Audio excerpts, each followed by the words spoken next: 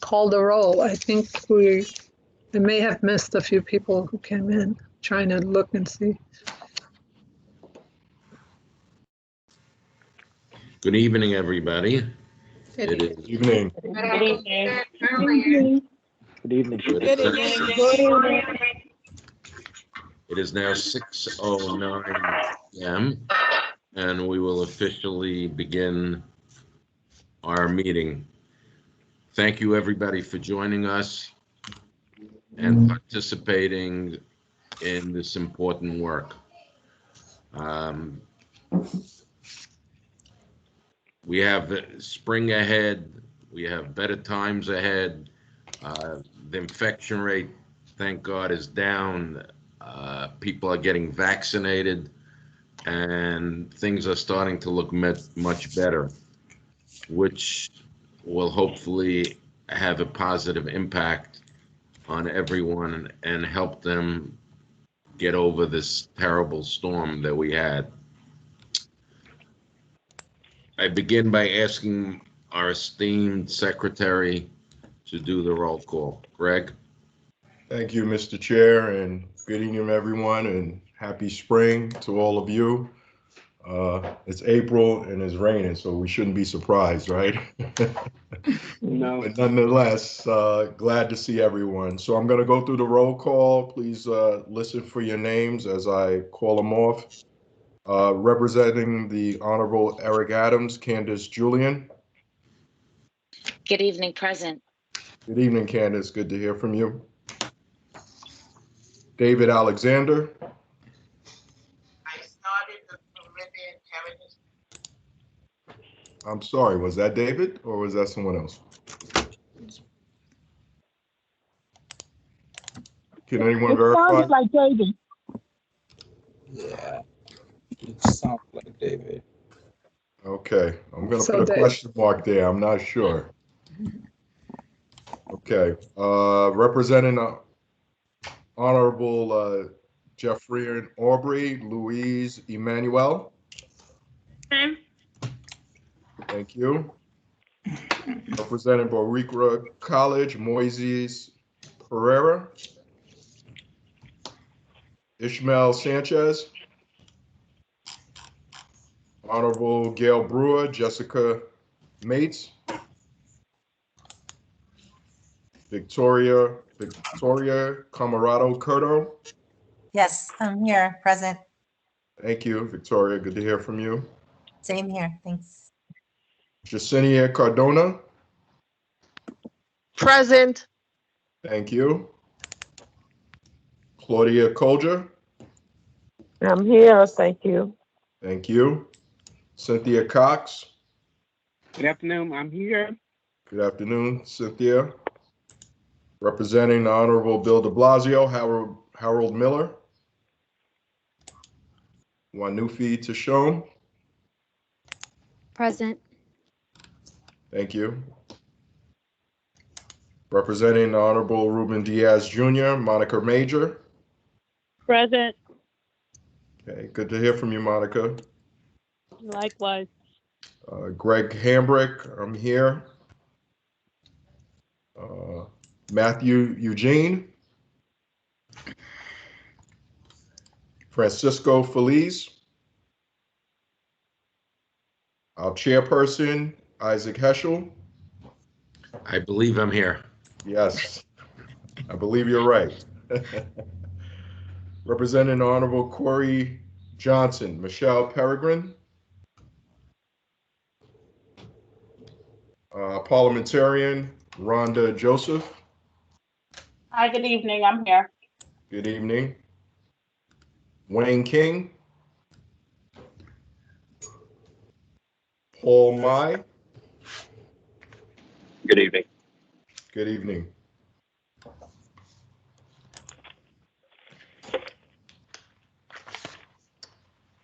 Representing Morris Heights Health Center, Gideon Dunkley.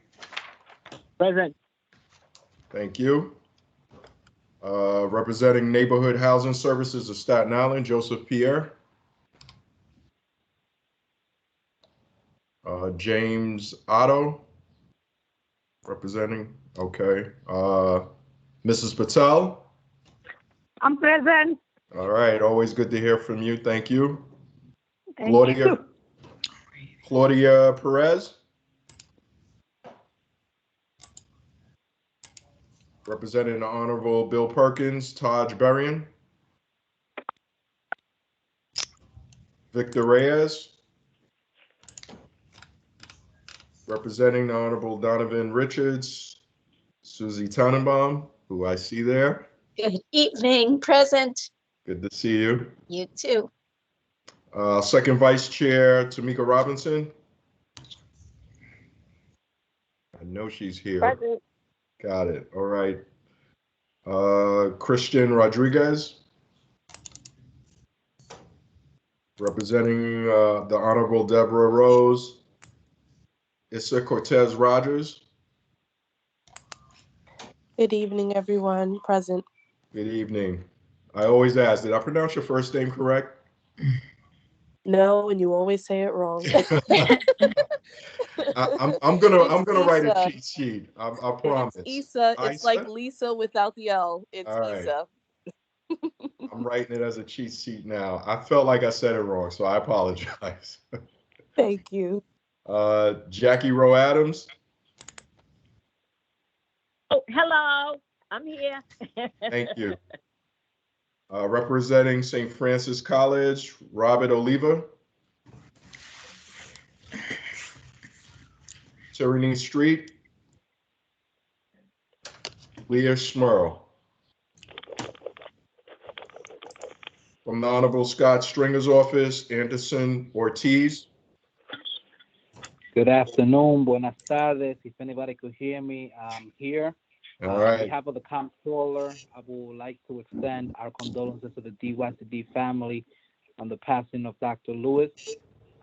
Prayers for the family, and we're here to assist in whatever we can. Nice, thanks. That's nice. Much appreciated. Derek Tate. Here.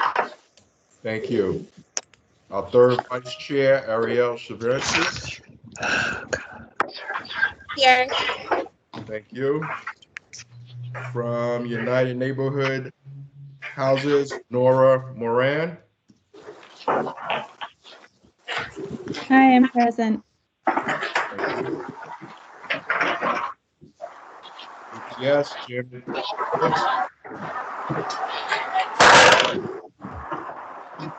Can everybody mute their mic unless you're speaking? Because there's a lot of noise. Thank you. One more time for Janet. Present. Good evening, everyone. All right, good evening, Janet. First Vice Chair, Linda Walters. Okay. We all know she's going through some medical issues with her family as well. Justin Westbrook Lowry. Office of the Honorable Jamani Williams, Veronica Avies. Good evening, everyone. I'm Gwen Saffron. I'm a policy associate from the Office of the Public Advocate. I'm sorry, just repeat that again. I'm Gwen Saffron from the Office of the Public Advocate. I'm here instead of Veronica. Okay, Gwen. Patty Ann Williams.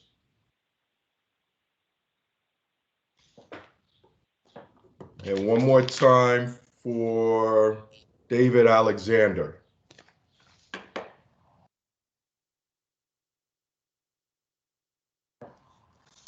Okay, so Anita, I don't know what you have. Do we count Gwen? Gwen is representing the Public Advocate's Office. If we count her, I believe I have 24.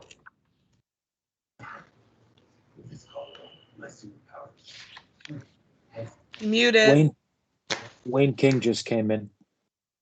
Wayne King just came in, and Wayne King. So definitely with him, we believe. Justin Westbrook was trying to get in, and something happened. So, but I don't know what happened. Okay, so we have Wayne King. Good evening, Wayne. I have 25.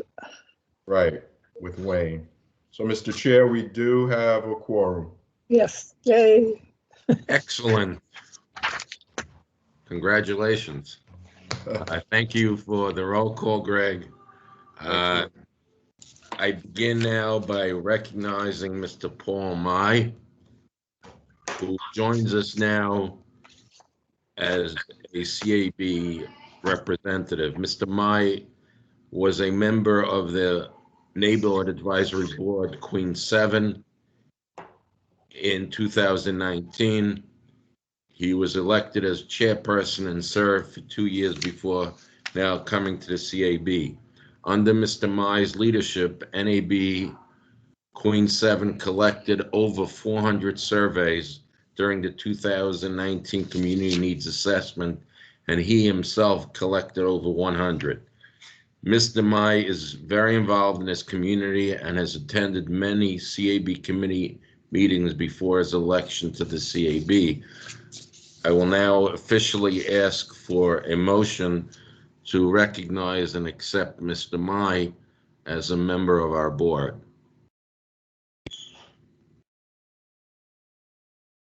Anybody? Greg Hamrick, I make a motion.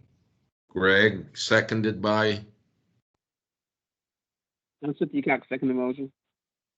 Seconded. Thank you. All in favor say aye. Aye. Aye. Any nays? Any objections? So moved. Mr. Mai, it's a pleasure to officially recognize you and welcome you to our board. Mr. Mai, would you like to make a brief statement? Thank you so much. Thank you so much for everyone. Looking forward to working with everyone, and hopefully everything will smoothly this year. Thank you again. Thank you, sir. It now gives me pleasure to recognize another new member, Miss Nora Moran. I will read the letter that Anita received from United Neighborhood Houses. Dear Anita, as of December 31, Gregory Brender no longer works at United Neighborhood Houses. UNH would like to designate Nora Moran, Director of Policy and Advocacy, as our representative to the Community Advisory Board. Her contact information is below. Please let us know if you need any further information from us. Sincerely, Susan Stamler, Executive Director. It gives me pleasure to request from the board a motion to accept Nora Moran as a CAB member. Do we have somebody to move the motion? Greg Hamrick. Greg Hamrick. Second. Linda second. Linda second. Linda, thank you very much for the second. All in favor, say aye. Aye. Aye. Any nays? Anyone abstaining? So moved. Mr. Chair, for the record, I want to recognize that Linda Walters is present for the meeting. Yes, thank you. Thank you. Linda, it's always great to have you with us. Thank you. Ms. Moran, welcome aboard. If you would like to make a brief statement for the board, please go ahead. No, just want to say thank you so much and looking forward to working with you all. Same here. Thank you very much. An additional late representative to join us. As they say, better late than never. It's a pleasure to ask Gwen Safran to join us, and I will read the letter that we received from the Honorable Humane D. Williams. James Bernard, Esquire, Senior Director, NAB-CAB Liaison Unit, NYCD. Dear Director Bernard, this letter is to designate Gwen Safran as my alternate delegate to the Community Action Board effective this date, which is April 15. Please accept and seat her accordingly. Thank you. Humane D. Williams, Public Advocate for the City of New York. I now ask the board to entertain a motion to accept Gwen Saffron to our board. Moved by Linda, Linda. Thank you, Linda. Seconded by? Second by Cynthia Cox. So second. All those in favor say aye. Aye. aye. Aye. Do we have any nays? Do we have one abstaining? So moved. Thank you. It's a pleasure to recognize and welcome Gwen aboard. Gwen, would you like to make a brief statement to the board? Thanks, everyone. Happy to be here with you tonight. Thank you. Thank you. Welcome. On a personal note, I would like to say I remember when I joined this board, and I also came from the NAB, and we knew about the CAB, and it was nothing like I imagined. I didn't realize the incredible work that's done by the CAB in conjunction with DYCD. And looking back now, I'm honored to be part of it. And I remember the warm welcome I got, especially from Greg and from the rest of the board. And I know the three who join now will feel the way I do, that it's a great feeling to be part of this. And we are happy to have you part of this large, wonderful family. Thank you. Moving on. I'm sure the board had the opportunity to review the minutes for our CAB meeting of November 19, 2020. I'm going to ask and entertain a motion to accept the minutes from that meeting. Moved by Ariel Savransky. Ariel, thank you. Seconded by Linda Walters, Linda Walters, thank you. All in favor say aye. Aye. aye. Aye. Nays? None. Anyone abstaining? None. So moved. We officially accept the minutes from the board meeting of November 19th, 2020.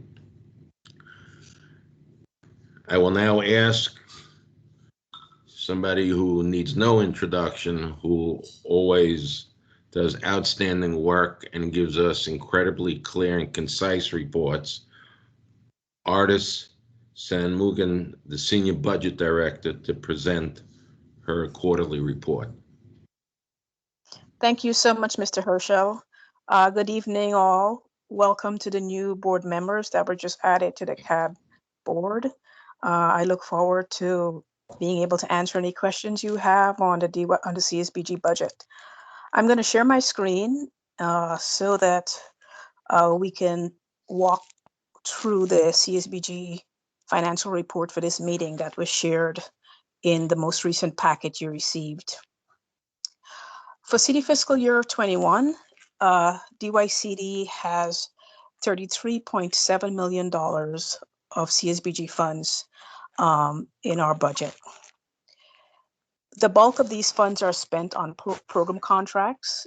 You can see that the Neighborhood Development Group has $15.9 million.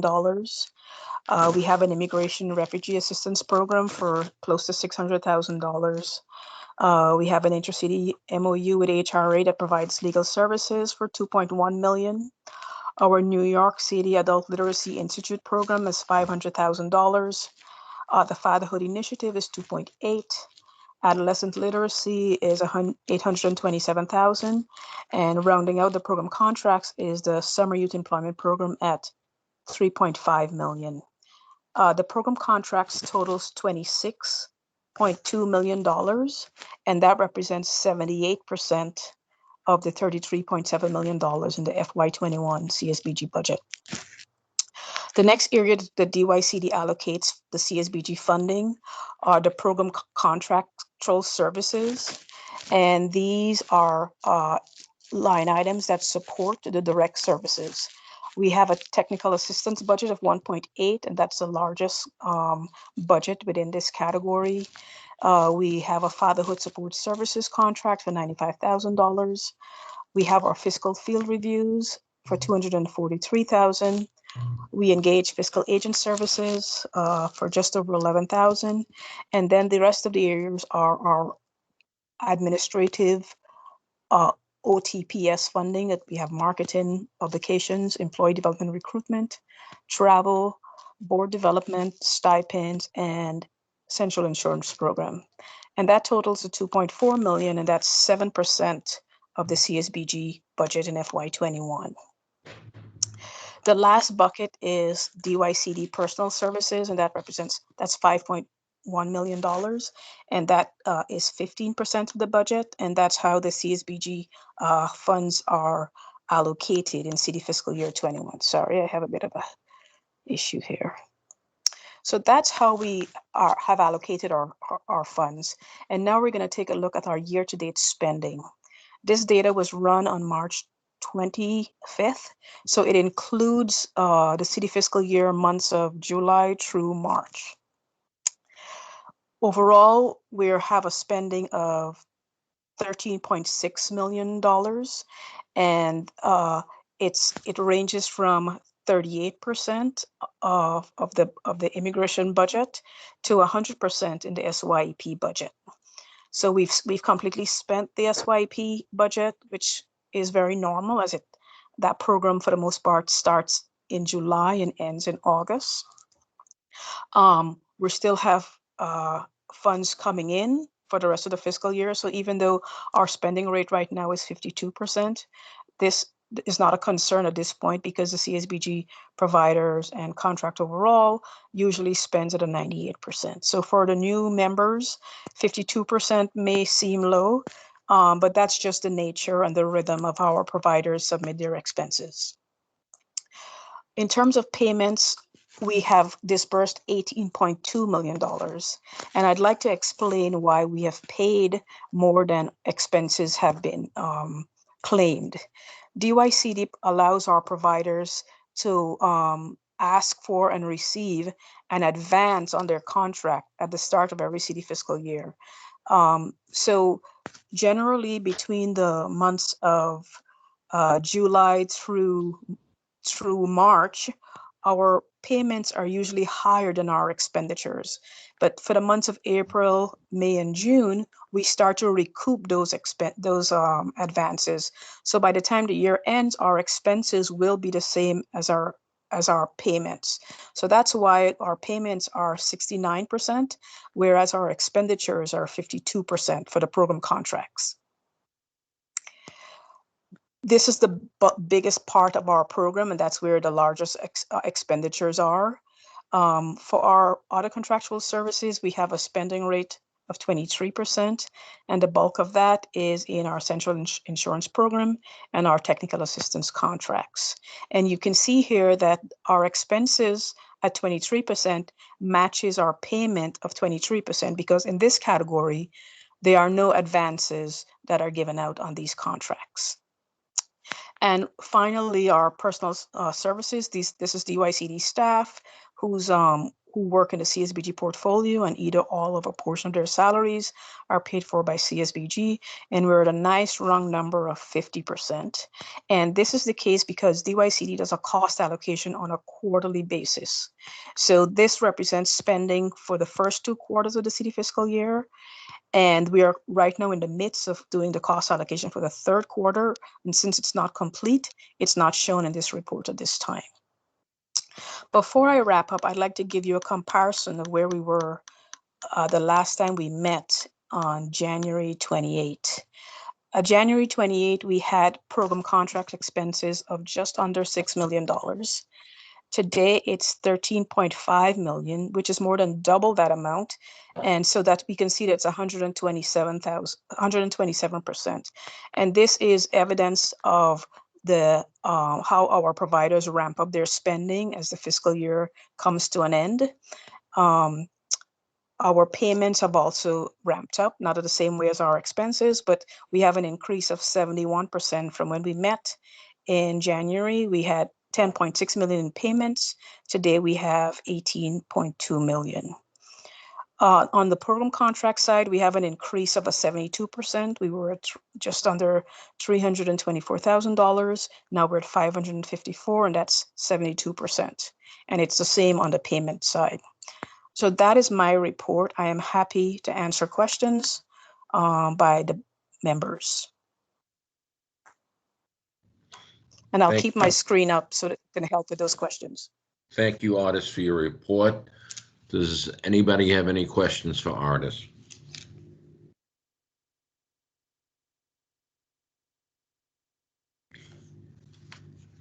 Artis, your report is so clear and concise that nobody in the board seems to have any questions for you.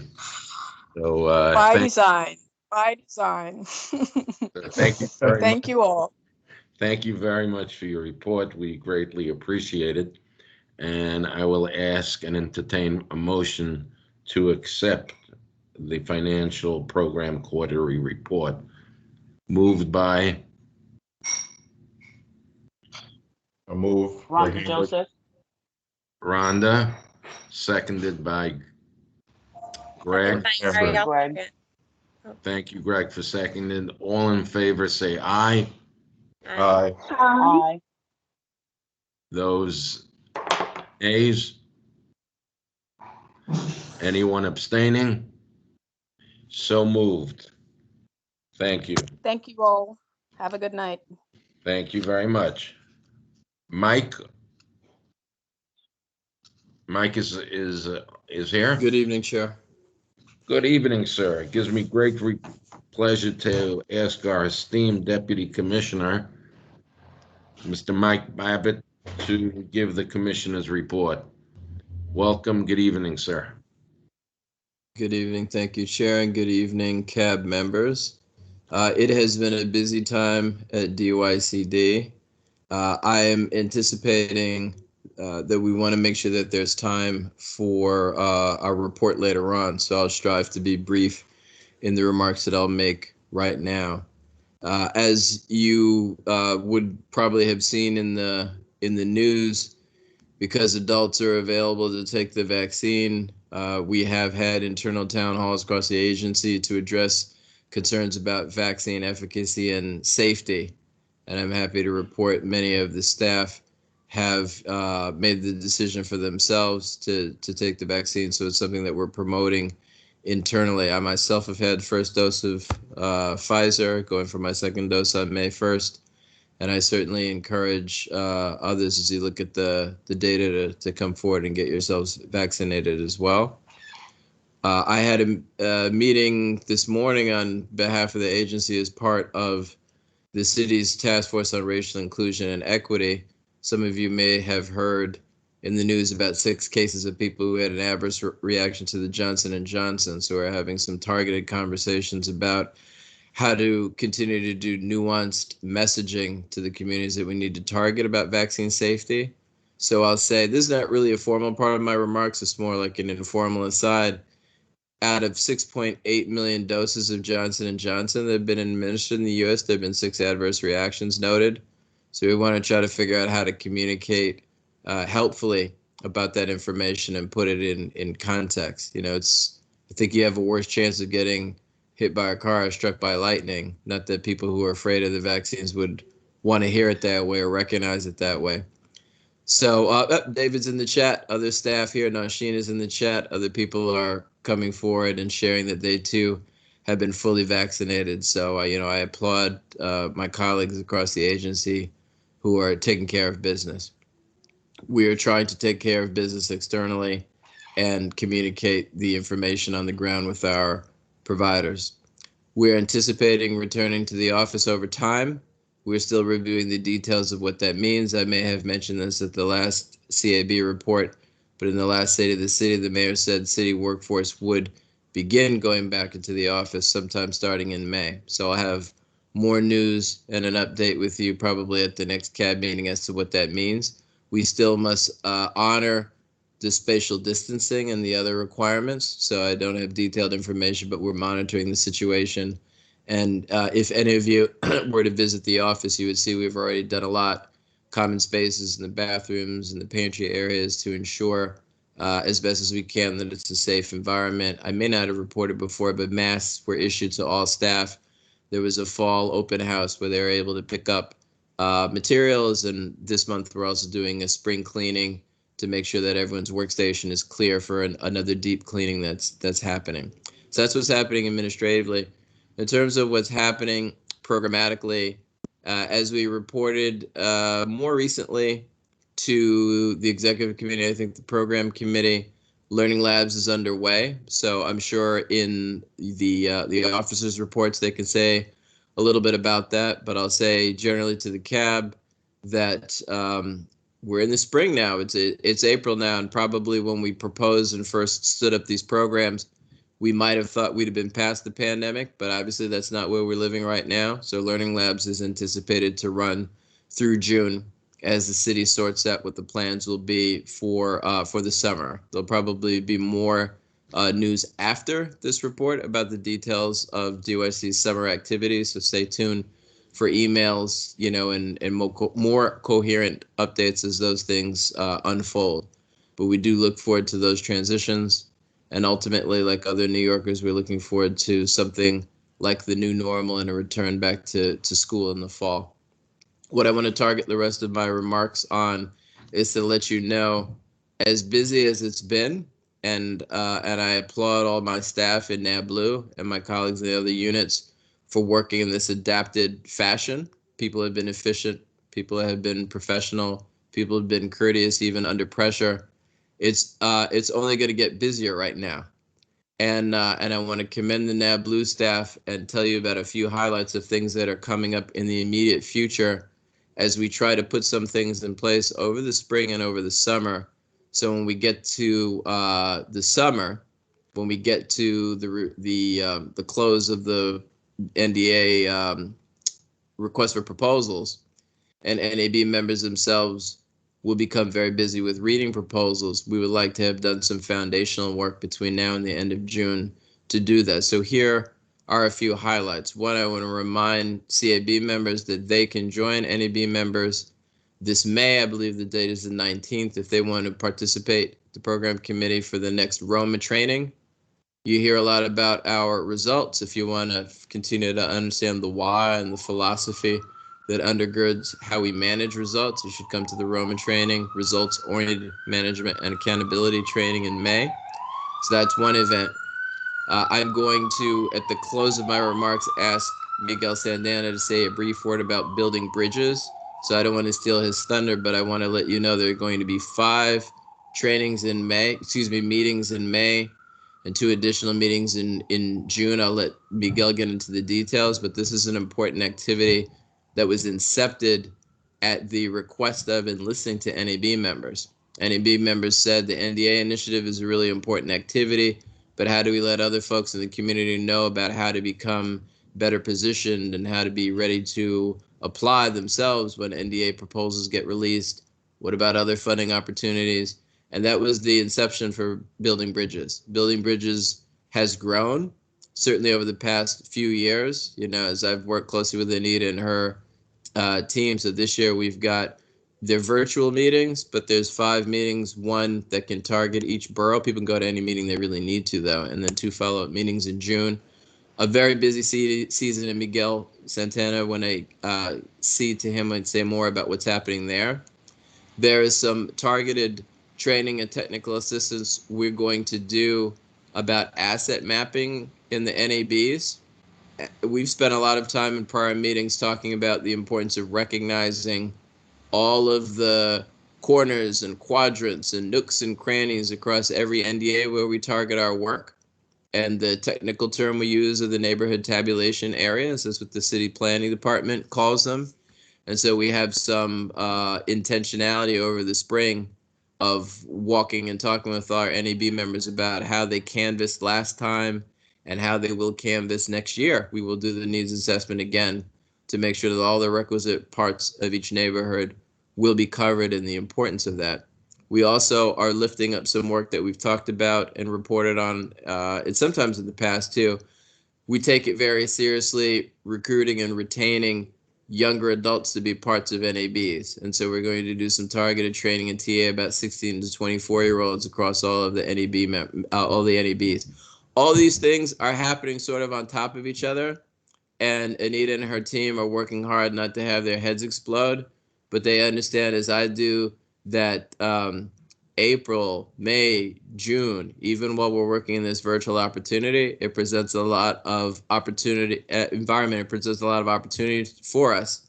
And so what we want to do is surround our NAB members with this pretty broad set of coherent and related conversations and opportunities. And we think when we do that, it will transition very nicely for when it is time to read the proposals. I think of this as scaffolding knowledge. So if we review some of the things we know about the importance of representation in the neighborhoods, and the importance of voice on the NABs, and some of the other topics that I touched on, that will inform the way that everyone will be reading the next round of proposals. And when we get on the other side of that in July, we'll probably have some other customized technical assistance, probably continuing to look at issues like representation, look at issues like equity, and the racial composition, and in other ways the composition of who's on the boards. And we will continue to report back to the CAB, and we also thank the CAB for their support for these issues. I'll close by, what do I want to close with? I'll close by turning it over to Miguel, because again, I don't want to steal time here from other parts of the meeting. So Miguel, if you would give a very short, more succinct summary of what Building Bridges is about, that will then close out the commissioner's report for this meeting. Okay, so good evening, everyone. I'm going to share my screen because I want to share the flyers out with everybody, and then I could also drop it in the actual chat. So just bear with me. So yes, as Mike Bobbitt indicated, we're going to be launching the Building Bridges workshop series, and we're targeting nonprofit organizations that are looking for support in different areas, whether it's fundraising, whether it's knowing how to write a proposal, board development, and of course the contracting process. So in essence, we've established 5 dates in the month of May, starting with May 4th. All these workshops are going to be from 6 to 7:30 p.m. They will be online, and of course we have them dedicated per borough, but if a given person isn't able to attend one in their respective borough, they're more than welcome to attend another one, provided that they meet the 300 participant per session limit. And then, as Mike Bobbitt said, in the month of June, we have a more dedicated. So let me just go back a second. In terms of the month of May, these are spark sessions. So it's like 15-minute intervals for each presentation, so that whatever participant is attending gets a taste of what these different areas can offer. Then in the month of June, we're going to have 2 dedicated workshops that are going to be more comprehensive, one of which is proposal writing, and that's going to be the full 90-minute session, and it's going to allow for up to 1,000 participants, because in essence, we're anticipating on a citywide level that people are going to be participating. So we have a license, a Zoom license, for up to 1,000 participants. And then in the month, on June 10th, we have the board development webinar workshop. And again, that's a 90-minute session, and that's going to open up for 1,000 participants. So I'll drop this off in the chat, and you guys are more than welcome to distribute it, use it, disseminate it among folks that you think could be could benefit from this. And we also have individual flyers for every single borough. So I'll drop that in there.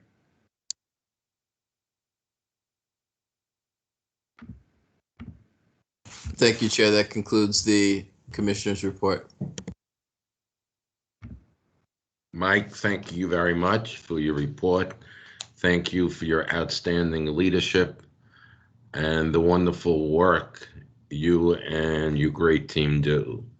So Thank you, Chair. Any questions for Hi, Mike? this is Jackie. Could you hear me? Go ahead. Hello? I'm sorry, could you hear me? Yeah. Hello? Yes, we hear you.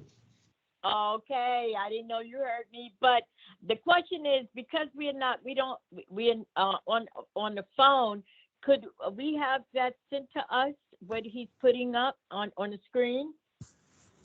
Yes, Anita has also mentioned in the chat that tomorrow the flyers for the Building Bridges workshops, as well as an announcement about the results-oriented management accountability training, they will be sent to you. They'll be sent via email to the CAB members.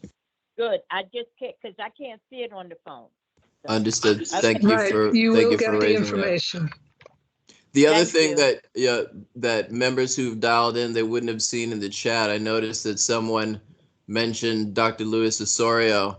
And so if we could have, Chair, just one moment of silence, a beloved colleague, a pillar of the DYCD community. He was at one time the director of the Cornerstone program, and it was initiated. He was the head of resident engagement. He has been a mentor and an ally and a beloved member of both the DYCD community and the New York City community. And he was lost quite recently to COVID. There may have been other folks in the chat whose names I missed, but Dr. O's is one I definitely caught, and I'd be remiss if I didn't recognize him today. So if we could have just one moment of silence, that would be wonderfully appreciated.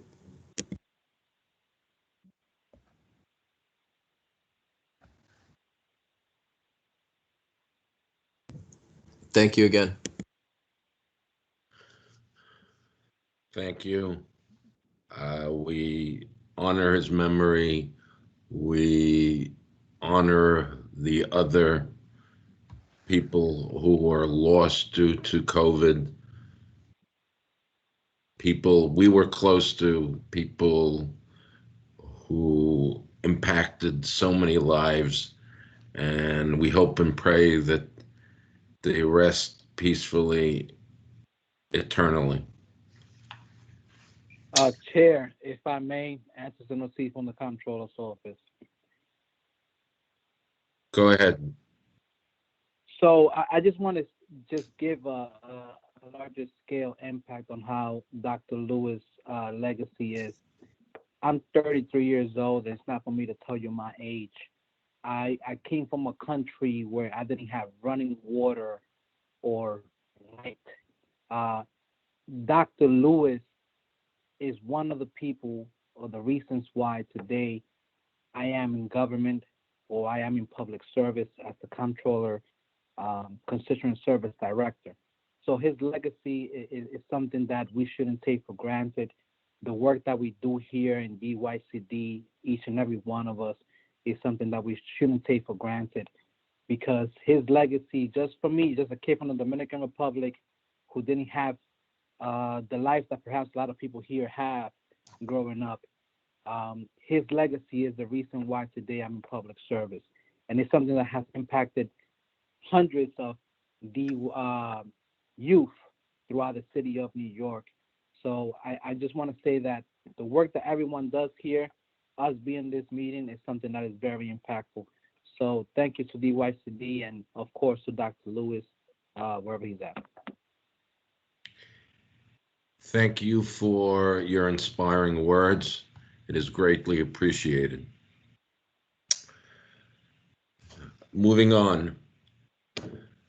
The Executive Board met on April 6th, and we reviewed the committee reports. I'll begin by asking Greg, who actually chaired the governance committee, for Linda to share the report. Thank you, Mr.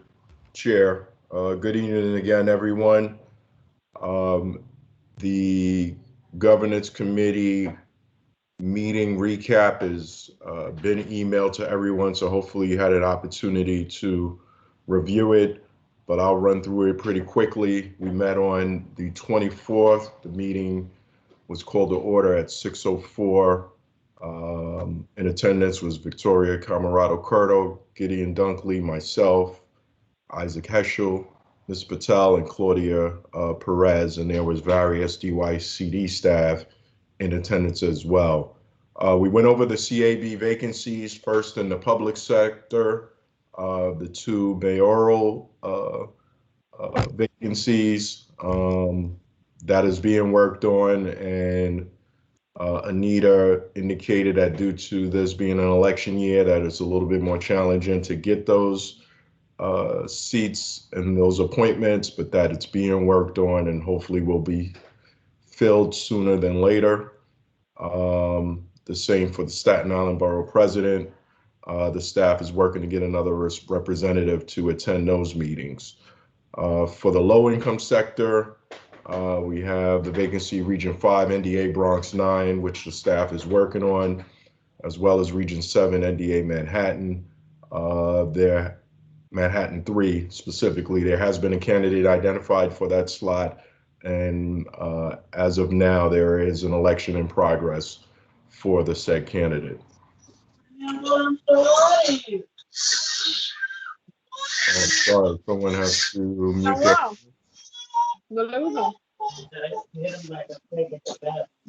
Peter, are you able to mute that?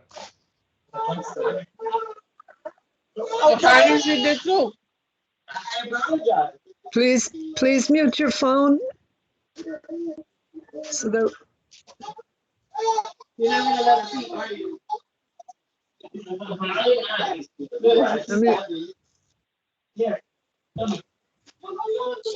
Someone, it may be a. I got it. Right. I got it. Thank you. Next on the agenda is two bylaw changes that is being presented to the full CAB to be voted on. The first one was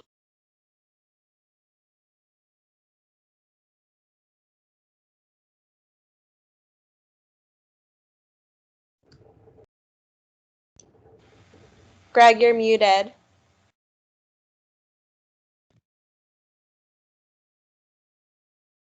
I apologize. I'm sorry about that. I don't know how it muted out. So I'm not sure what you heard, but I'll circle back if everyone can hear me. There were two bylaw changes that were discussed in the Governance Committee that is being presented to the full CAB today to move forward for a vote. The first one is action item number 1, Decorum, that was presented at our last CAB meeting, but unfortunately we could not vote on it since we didn't have a quorum, so we're presenting it again. And I will read, if I can get to that particular bylaw change. So section 11, decorum, board members shall conduct themselves with professional decorum and show respect at all times in carrying out their board responsibilities, including during CAB meetings. Board members shall not engage in disorderly conduct or raise their voices during CAB meetings. Board members shall not use vulgar, racist, sexist, or other inappropriate language during CAB meetings and engage in personal attacks against other board members or DYCD staff. This change is being proposed to remind board members about decorum during our board meetings and as well as other duties as members of the CAB. The second bylaws change was section 2 relating to terms of office for low-income representatives. And this reads, the term of office for low-income representative members shall end after the September meeting of their 6th year. This change is being proposed for administration purposes to provide continuity of membership so that we are not having low-income representative vacancies and elections throughout the year. So both of those are being presented today for vote for the full CAB. Anita also touched on NDA 2021 and indicated the request for proposals has been published and that proposal conferences will be held remotely on each program area. And that a questionnaire will soon be sent to the CAB and NAB members to be completed by those who wish to evaluate the proposals. Anyone interested in evaluating must attend a training prior to meeting. There was no old business. There wasn't any new business, and the meeting adjourned at 6:29. Thank you, Greg. First, I'm just going to ask for motion to accept the Governance Committee report moved by Moved by Ariel Savransky. Ariel, thank you. Seconded by? Do we have a second? Second by Greg Hambrick. Greg, thank you very much. Those in favor? Yeah. Those in favor say aye. Aye. Aye. Aye. Any nays? Anyone abstaining? So moved. We officially recognize the Governance Committee report. I will now ask the board to entertain a motion to accept action item number 1, the CAB bylaws change of Decorum. Moved by Linda. Robinson. Linda, seconded by, do I hear Tamika? Yes. Yes, that was Seconded Tamika. by Tamika. Thank you. All in favor say aye. Aye. Aye. Aye. Aye. Those in the nay? None. Anyone abstaining? So moved. We officially accept and add action item number 1 to the CAB bylaws. Action item number 2, which involved the change of low-income members' terms of office. I will ask for a motion to accept the bylaws change. Moved by Ariel Savransky. Ariel, thank you. Seconded by Victoria. Victoria, thank you. All in favor say aye. Aye. Aye.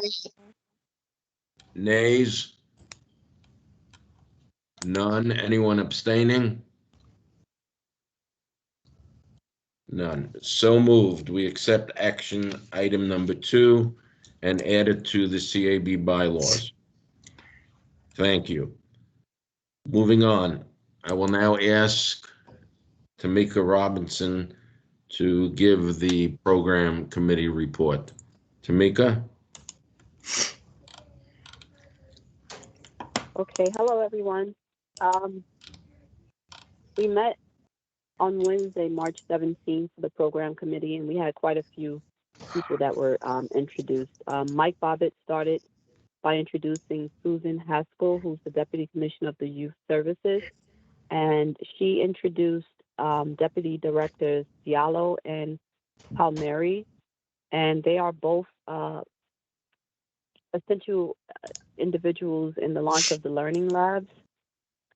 She also reported that the Learning Labs was started due to the pandemic.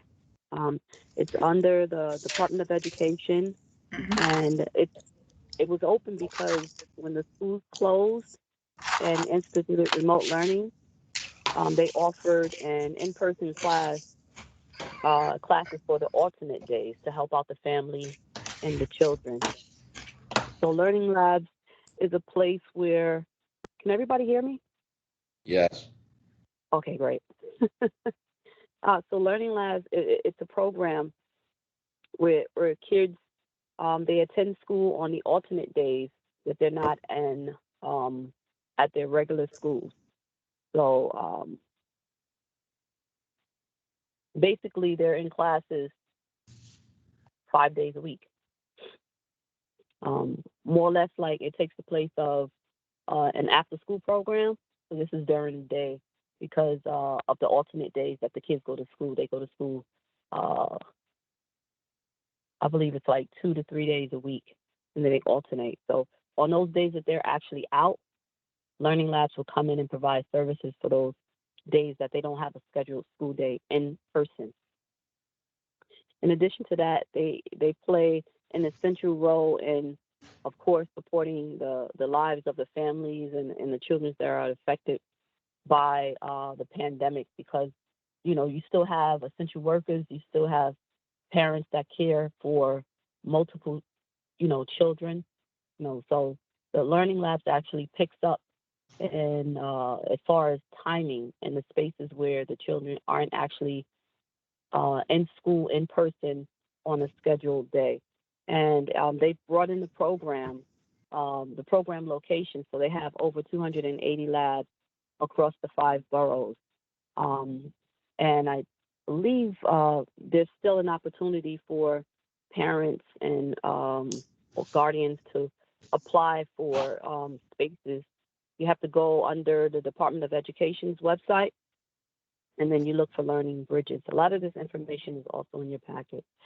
And there was at the meeting, there was actually a video that was showing how Learning Labs works, what the Learning Labs looks like, you know, as far as seeing exactly how the kids are being spaced out, the programs that they have, the interactions between the instructors or teachers and the students.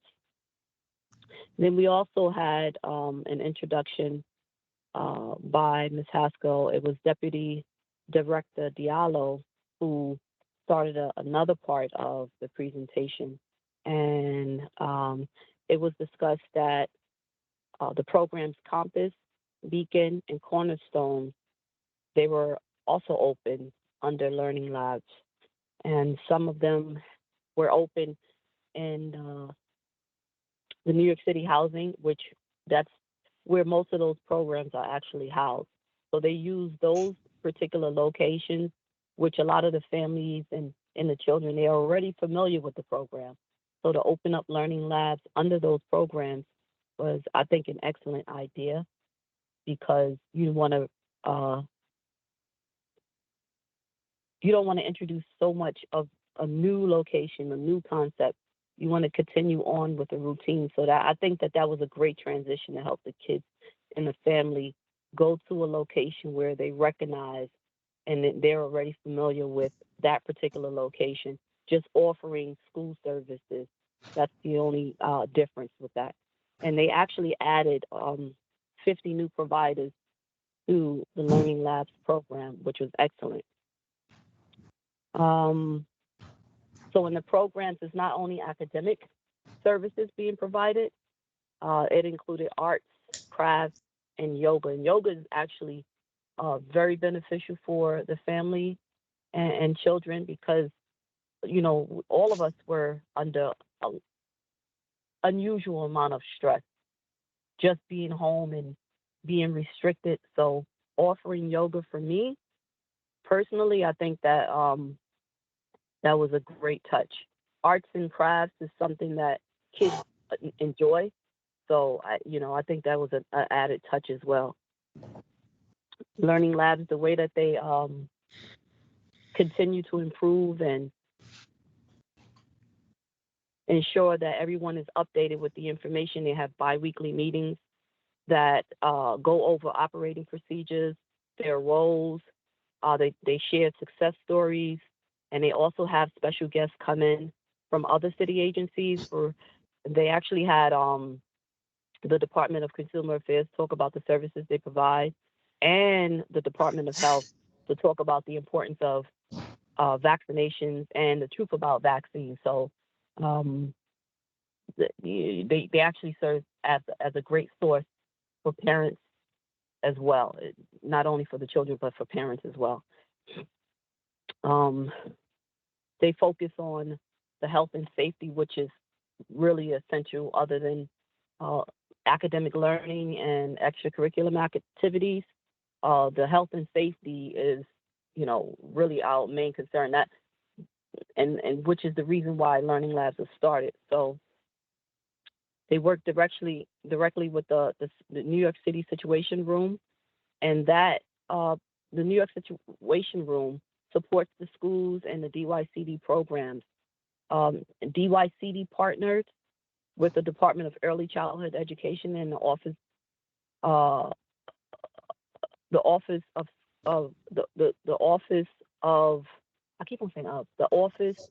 School Health to have nurses to go over learning lab sites as well. And that was part of the health and safety aspect of learning labs. So if you want to learn a little bit more about learning labs, you can go onto the DYCD website and go to the Discovery DYCD tab, and you'll find additional information. You'll find links.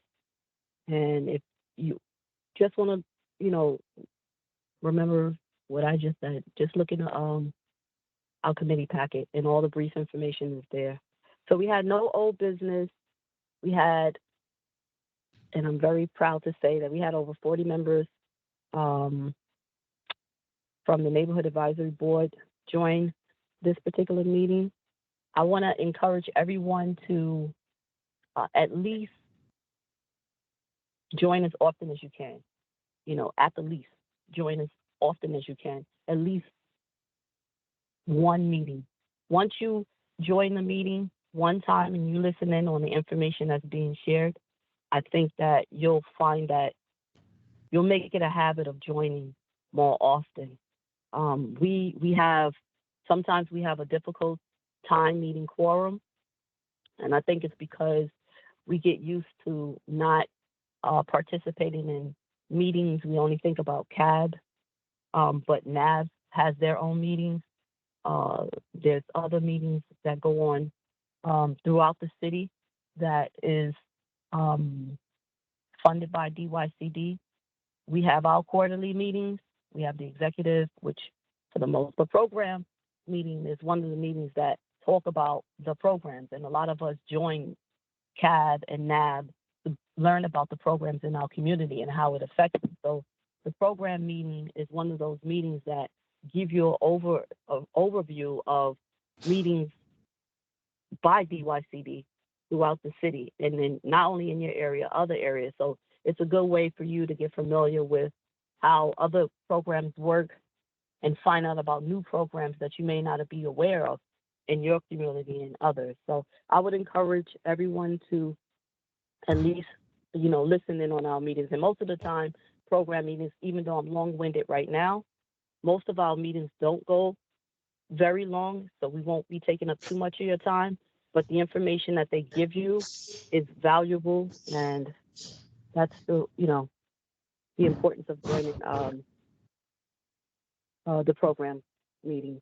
And then we adjourned our meeting at 6:36. And that was it. Does anybody have any questions? Wonderful. Thank you. Tamika, thank you for your report. Much appreciated. I will now entertain a motion to accept the program committee report.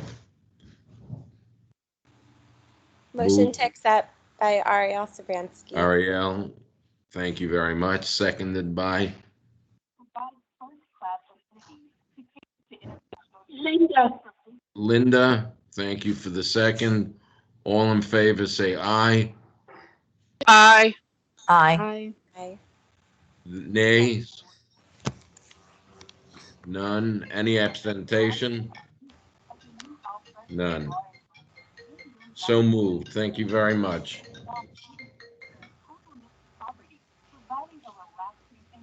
Somebody saying something in the background?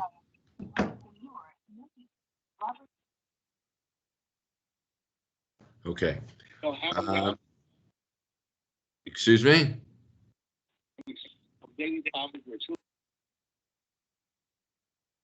Anita, is somebody saying something?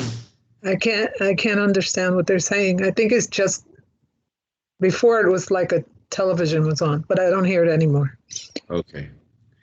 Very good. Anita, this is Joseph just checking in.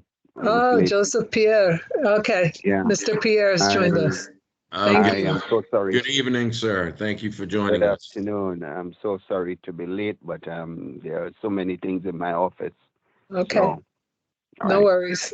Okay. Thank We'll you mark you present. Wonderful. Before we move on, I just want to thank Linda, Tamika, and now Ariel, who's going to give her report for the outstanding work they do with their committees. Ariel, if you can be kind enough to present your report. Yeah. So I'll make this really quick because I know we have a presentation coming up. So we met on March 18th. Just going to highlight a few things. Mainly, we spent the majority of the meeting talking about SYEP and Ladders for Leaders. As you all know, last summer, SYEP served about 35,000 participants, all remote. This year, the projection is that DYCD will be serving 70,000 participants, which is really amazing, basically back up to pre-pandemic numbers. There's going to be two different program models, one for youth ages 14 to 15, the other for older youth 16 to 24. Younger youth are going to be focused on project-based learning opportunities. It's going to be a 6-week program, 25 hours a week, and participants are going to be earning a stipend of $700. For older youth, it's going to be a combination of an internship as well as other work opportunities. They'll be paid a minimum wage of $15 an hour. The full work opportunity will be 150 hours for 6 weeks. And the second track, which is a combination worksite and internship, will be 75 hours of skills-based training and then 75 hours for work, so total 150 hours. The main takeaway for all of you is that if you have any ideas of sites that you think would be a good fit for any of these SYEP programs, please get in touch with Dulcie Andrade, and she's come to speak at our CAB meetings in the past, so I know you're all familiar with her. I'll put her email in the chat or phone number in the chat so that you can reach out to her if you have ideas. There's also going to be an online worksite application that is in the works, so we will let you know when that is live. We talked about NAB membership and recruitment, and this has been brought up previously in this meeting, just how important it is to participate and to get youth to participate in some of these meetings. Currently, there are 290 members on the NABs. And if you have any ideas of people who you think would be a good fit for recruiting for NABs, please let us know. We spent the rest of the time talking about the NDA, which is going to be presented on in just a few minutes. And then we wrapped up. So that concludes my summary. Thank you. Any questions for Ariel? Ariel, thank you for your report. I will now ask for a motion to accept the Strategic Partnership Committee report. Moved by Victoria. Victoria, thank you. Seconded by Claudia Perez, second. Claudia Perez, thank you for the second. All in favor, say aye. Aye. Any nays? Any one abstaining? So moved. We accept the report. Thank you. We will now be getting the 2021 NDA request for proposals update presentation. Thank you again, Chair. Anita has a PowerPoint that she'll bring up, and I will ask my colleague, DYCD's ACCO, Dana Cantelmi, to join me for this presentation. She'll go first very briefly, and then I'll take it over from Dana. Thanks, Mike, and thank you all for having me this evening. Super excited. Time for all of us. I feel like all the work that you've all put together to get us to this point is right here for us to act on. So I'm just going to wait for Anita to pull up the PowerPoint and give you all an update of where we are. Okay, so again, super excited. The RFP has been released March 4th. We released it in the new digital procurement platform known as Passport. another exciting part for the city in being able to accept electronic proposals and being able to move the contracting process to an electronic platform. So huge milestones here. We had the pre-proposal conferences on March 22nd. It was a pre-proposal marathon, we like to call it. We had 7 conferences with over 500 attendees going over all of the RFPs that we've released. Those recordings of the pre-proposal conferences will be posted on our website. So in case any of you are interested in hearing the conferences, we included that website there for you. The conference recording is going to be posted, as well as the questions that came in. So in case you're interested there.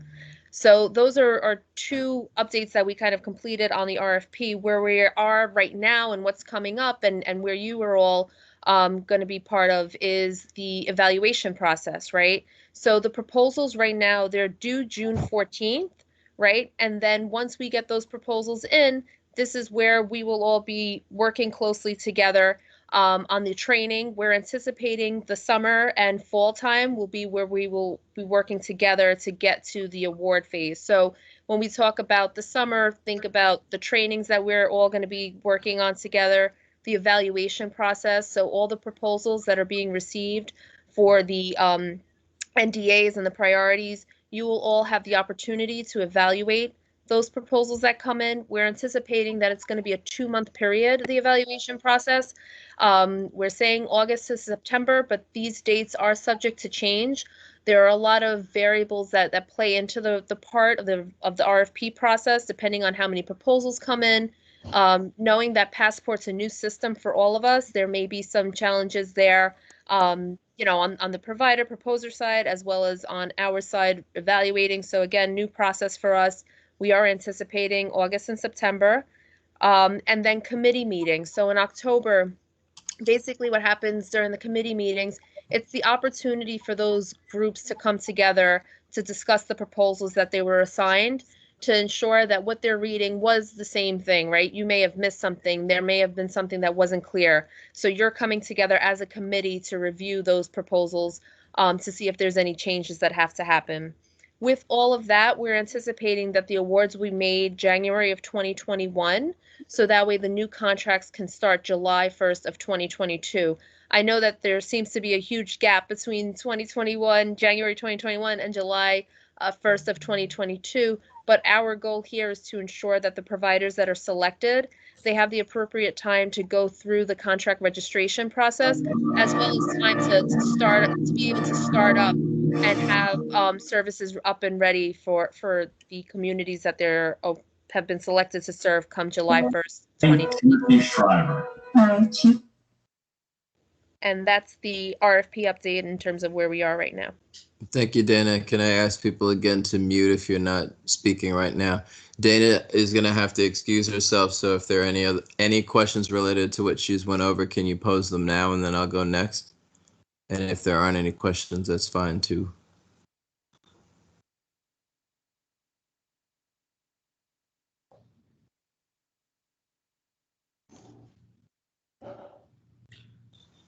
All right, silence implies consent. Was that someone respond? Okay, thank you, Dana, for joining us. Okay, so armed with that information, and you'll remember in the commissioner's report, I talked about a lot of work we were doing at the NABs to wrap up by the end of June. You can see, as she said on the preceding slide, July and August, NAB members will be busy, as will many DYCD staff reading the proposals. A quick reminder, and the CAB would certainly be familiar with this, which is how we got here. There were 3 steps that finally brought us, 3 phases that brought us to this point. So there was the results in terms of the highest identified priorities from the 2016 Community Needs Assessment and a set of community conversations where NAB members and DYC returned to those communities and said, this is what we heard were the highest presenting needs in your community. Did we get that right? And then the 2019 Community Needs Assessment that many of you assisted with. And as the chair mentioned, we had some great heroes and sheroes who conducted a number of surveys that brought us to this point. Next slide, please. So that was step 1. Step 2 was, as this group is quite familiar, and newer members, let me say that In the more distant past, when we did the needs assessment, it might be what I would liken to a participatory voting exercise. Here are some programs DYC is willing to fund. What program do you most want? And so what we have taken to doing is asking the question much more directly. Here are a wide array of needs that you may have had and gotten met, or you may have had and not gotten met, or that you perceive people in your community need. What are they? And then it's incumbent upon DYCD to make sure that we have appropriate service strategies to meet those needs. So I know the slide is a little small, but I wanted to make sure that you saw in a comprehensive way we categorized needs and identified service strategies to meet them. That has ended up with the 7 program types of the 8 program areas that will be funded under this this funding proposal. Next slide, please. Brings me to the methodology. So Anita and her team, in meeting with each of the NABs, as you know, held priority setting meetings, and we gave a common set of instructions as to what had to happen. So as we shared with this group a while ago, we raised the floor for contracts. So whereas right now the contracts that we're overseeing, when we bid those out, the minimum was $50,000. And I'll tell you anecdotally, the average contract size is somewhere around $74,000 to $75,000. We raised that floor to $100,000 so that each program would be more viable, would be strong in the community that it's serving. So that was step 1. Step 2, as I'm moving to the right, you see at a minimum, if allocations allowed for it, each NAB would fund it, programs that address the 2 top presenting needs, the top 2 service strategies to meet those needs in their community. And then step 3 is, as the allocations allowed, if they had the funding for it, they could reach down to address additional needs. And then if there was any money left over in an increment smaller than 100,000, they had at their discretion how they wanted to allocate that. They could put it all in the first presenting need, or they could split it across, the top 2 needs, et cetera, et cetera. So that led to the funding allocation decisions, which are spelled out in each of the RFPs that Dana mentioned earlier. Next slide, please. There are common expectations for all the NDA programs. And so part of, I think, what I hope to do now is these are distilled from the much longer slide sets, and the presentations that Dana mentioned will be posted on our website. I'm just giving you some of the highlights right now, common to all NDA programs. As you would imagine, Neighborhood Development Areas Initiative has a neighborhood focus. So the programs would have to be familiar with the neighborhoods, and there's that term that I used earlier, the neighborhood tabulation areas, using that city planning data. Proposers would need to be familiar with the different areas or constituent areas of the neighborhood they're proposing to serve. They must target persons who are at or below 125% of federal poverty, because that's what makes them CSBG eligible as clients. So at least 80% of their participants would belong to the neighborhood where the program is cited, either live in or go to school within the NDA. Next slide, please. Each program would have to demonstrate that they have relevant experience serving the population in the proposed area, and that they have experience in the neighborhood. Even though we've raised the floor, we understand that, we're talking about alleviating the conditions of poverty. That's a pretty big task, and so we expect whoever gets the awards to be able to leverage their work. We want them to leverage their work, so we're insisting that they demonstrate that they have at least 3 viable partnerships, and different types of partnerships too, as you see, within the neighborhood, and that they would anticipate the many needs that we know CSBG eligible individuals and families would have. Some of those they can meet. Maybe they're a broad service agency, so they can make referrals within different parts of their agency. But some of those maybe they can't self-perform, so they need to have viable linkages with other service providers in the community. Next slide, please. I won't read all the bullets here. I hope that you can see the slide, but we're expecting some commonalities in terms of the approach to be strengths-based rather than deficit-based. Realize that even though CSBG participants may have low household income, it doesn't mean that they don't have assets, things that they bring to the table. They just may be in a tough situation, and through a coaching modality, they need some help getting further along the path for themselves to increase self-sufficiency. The bottom part talks about family development coaching. So we sort of reframed what we say when we probably would have said case management before. Case management, there's nothing wrong with case management, but again, it better reflects a couple of things. This framework and the approach that I was just talking about being strengths-based and also assets-based, and understand all of us have people in our corner. Maybe it's a neighbor, maybe it's a mother, a sister, whatever. And so we're looking for the proposers to reflect that and understand that and help their participants bridge from where they are to where they're going, also by using collateral context in their network and their what's the other word I'm looking for? In their network and in their family, their larger family, to get where they're going. The other point that I wanted to make is DYCD, as this group knows, supports the family development credential, and so we can make funding scholarships available to the provider's staff once they get these awards, to make sure that people are immersed in and familiar with the family development coaching framework. Next slide.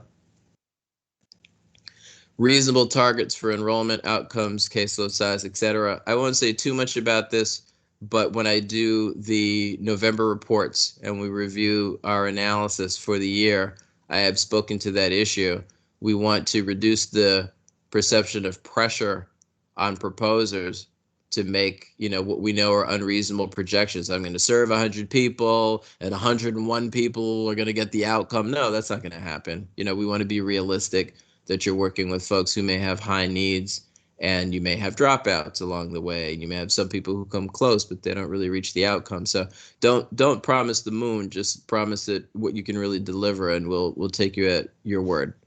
If you come to May's training, you'll know a lot more about what we mean by results-oriented management accountability, but thankfully many of the CAB members have attended that training over the past couple of years. So you know what we mean when we say proposers like DYCD should demonstrate that they have an anti-poverty mission, or they have a mission that's congruent or somewhat matched with DYCD's mission, and that they're up for the Roma accountability cycle that we follow. There's a period of assessment and planning, implementation, then you actually roll out, you do the program, you achieve the results, and you evaluate how well you did. If there's areas of growth or things that need to change, you have an appetite to change those things. Next slide, please. Thank you. So that brings us to the programs, and I think you've seen this before, but I want to make sure that you saw it again. What's out in the street right now relates to the neighborhoods that, as a result of their needs, have requested these service strategies. So you see there are 8. There's NDA adult literacy. There's NDA economic development. What was old is new again. This is a program that in some ways we refashioned, looking back at some of the stuff we did quite some time ago. So NDA High School Youth Educational Support, NDA Healthy Families Program. NDA Immigrant Services has now 2 strands of work, depending on what that highest presenting need was back from step 2. So some programs will target application assistance, while others will target ESOL and civics. Then again, what's old is new again. We did do some programs focused around DV, and that helped inform the future safety awareness and crime prevention NDA programs, and senior services. So I'm going to pause there. I see the hour, knowing that it's 7:32. I will say I do have additional slides if there are questions about what's under the hood of each of these 8 programs, but I don't wish to force or commit the CAB if you don't have this kind of more detailed granular questions for doing that. I can pause here, and I can certainly take questions if there are any about what I've gone over so far.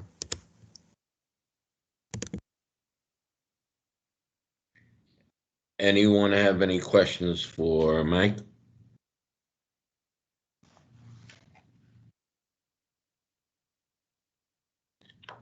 Mike, I think you're good to go. All right, thank you. So why don't I do this then? We have been reporting for the past several years about the existing NDA programs, those being the adult literacy, the high school, the healthy families, the immigrant services in the current fashion, and the senior services. With your indulgence, I'll spend a couple of minutes on the economic development and the safety awareness and crime prevention, and then we'll call it a wrap. Is that all right? And I'll try to keep it pretty quick. So Anita, if you advance the slide, we have to go, I think, 3 slides. All right, so we're not going to talk about adult literacy right now.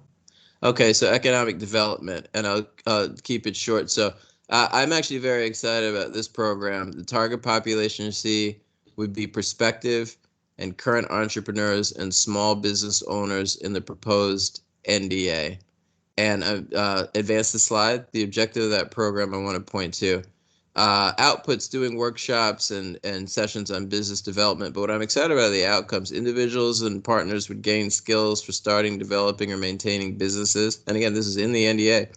Jobs would be created to increase opportunities for people with low incomes in the NDA, and jobs would be maintained in small business in the NDA. So the objective of this program is to help a prospective micro entrepreneur grow their business.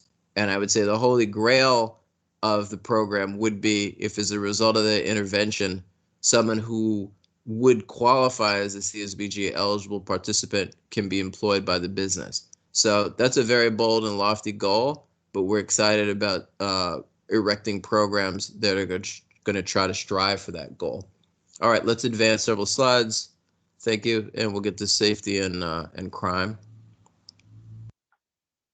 And again, if you have curiosity about the other programs, when the links are available, Anita can let you know. And we did do detailed presentation about all of these. All right, thank you.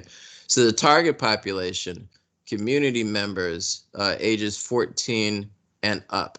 And what I want to point to here is most of the programs that we've operated under CSBG, and most of what we've talked about in these meetings has been programs that take place over the course of a year. And usually in November, when we do the year in review, it can talk about, under the hood, what happened that year and whether we met or exceeded or fell short of a particular target. What we're doing here is pretty exciting to me and my colleagues because we're anticipating a multi-year program. So you see, after these awards are made in year 1, community members would be recruited and engaged in a process to identify an area of concern as it relates to safety awareness and crime prevention. So the proposer is going to have to do work in that community to identify, among the many issues that relate to safety and crime prevention, what's most important. It's sort of like a mini needs assessment that results in a mini campaign. And in year 2, they will pilot and assess the strategies to address that issue that they identified in year 1. And then in year 3, community members will refine and fully implement the strategies that they reviewed in the second year. So this is an illustration of one of the directions that we're charged and encouraged to look at, which is doing interventions at the community level. And I've said this in the Roma trainings, and I've said it in some other settings. Most of DYCD's work and most of the CSBG work is to help individuals and families increase their self-sufficiency. But this is a program, and not that individuals won't benefit from this program, but the lens for the program is the neighborhood itself. And so that's novel, that's exciting. It probably has some of my staff keeping them up at night. How do I supervise a program that's unlike anything I've supervised before? But, that's why we come to work, is to do exciting things because we know it's the right thing to do for our community. So I'm excited about all the programs, but I'm really excited about this also as a learning opportunity for us and for our colleagues. So more to come in the coming weeks, and certainly at the next board meeting. Anita can review what the opportunities will be for CAB members that wish to help with reading proposals. Obviously, we're gearing up to prepare the NAB members to read for these proposals, and I think Dana and Anita and everyone who's spoken so far today has conveyed some excitement that we finally got the NDA RFP out in the street, and we're very excited. Those proposals are out, and we look forward to reviewing them. And so that would conclude this report. And I thank you for your time and indulgence. Thank you very much, Mike, for this report and for enlightening us with the wonderful work that's being done. Just a suggestion, maybe, since, we're spending, a lot of effort on safety awareness and crime prevention, maybe with cooperation with the mayor's office, Mike, it would be an idea to have somebody from leadership in NYPD give us a presentation at one of the CAB meetings. Thanks. That's a great suggestion, and I would offer that one of the other partners that we have talked to, particularly about this program, is the Mayor's Office to End Gender-Based and Domestic Violence. We would love to have them come and talk about this. They've been a very helpful thought partner as we've prepared this RFP to release. Great, excellent. Thank you for the report. I will ask for a motion to accept this presentation. Moved by Ariel Sobransky. Ariel, thank you. Seconded by Tamika Robinson. Tamika, second, thank you. All in favor say aye. Aye. Aye. Any nays? Anyone abstaining? So moved, thank you. Moving on, old business, quorum reminder. Thank you, Anita, Karen, for making sure that we had a quorum. And I think the board realizes how important and imperative it is that we have a quorum in order to conduct business. So thank you for what you did. And I asked the board to continue joining us at our meetings in order to ensure that we can do the work that we need to do. All of the staff participated in getting the board members here to the meeting. So thank you, Anita, and thank the staff for the great job that they did. New business. Anita, any new business for us? I don't have any new business. Chair, I have one item, and I'll keep it short. Barbershop talks. So the CAB has been very supportive of this initiative. So again, during the quarantine, getting helpful information to men and whose families have low incomes while they've been in quarantine, useful information, and then encouraging them to seek social services related to those topics. We've been going strong. We have started in 2021 doing multi-session series. And so the first series is on transformation. In January, we talked about personal transformation. February, we talked about family transformation. In March, we talked about community and system transformation. And I thought to report on this partly because, Chair, you asked about the NYPD. And so along the way, some of the partners who have joined us in this discussion, the NYPD, the Mayor's Office to Prevent Gun Violence, Mayor's Office of Criminal Justice. We've even had people from out of state, like a pretty senior official in New Jersey's Labor Department to talk about youth workforce. It's been a lot of fun. But why it's new business is because we're going strong. We're entering a new 3-month series on social and emotional awareness. As many of you may realize, this is April. This is Sexual Assault Awareness Month, which means Denim Day is coming up. So please mark your calendars. Tuesday, April 27th. For the next barbershop talk, we will ask the question, what are men saying and doing about gender-based violence? And so Denim Day will follow that Wednesday, April 28th. And we already know in May, which is Mental Health Awareness Month, we will be returning to the issue of mental health and well-being.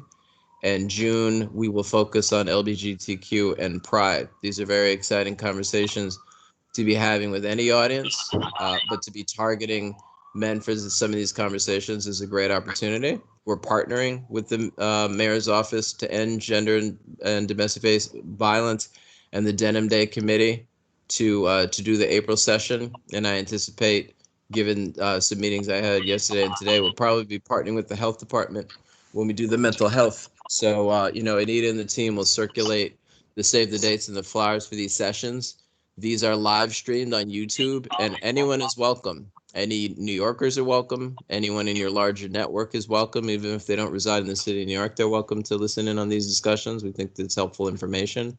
And it always circles back for New Yorkers to our programs. So thank you for keeping it in mind, and thank you for helping spread the word of something we think is very important. Mr. Chair, Lisa Hayes has her hand up. She'd like to say Lisa, go ahead. New business. Thank you so much. I appreciate it. So I just wanted to make a very, very short announcement. I know some of you are aware. I hope everybody will be aware after this moment that it's National Volunteerism Month of April. And so we will be having a ceremony to highlight our neighborhood heroes, some from this very own board. And we will have one from each borough to represent our NAB, along with many other CBO representatives who have nominated people from their community who just did awesome and amazing things while COVID was, enduring. And so they were able to rise to the occasion many times when DYCD staff was not, because we were home or they met our needs in a different way. And so that will happen next week, April 22nd. That will be from 10 a.m. to 12 p.m. We have our very own Shahida Smith as the speaker. Some of you have gotten to know her from our town hall, so we're excited about that.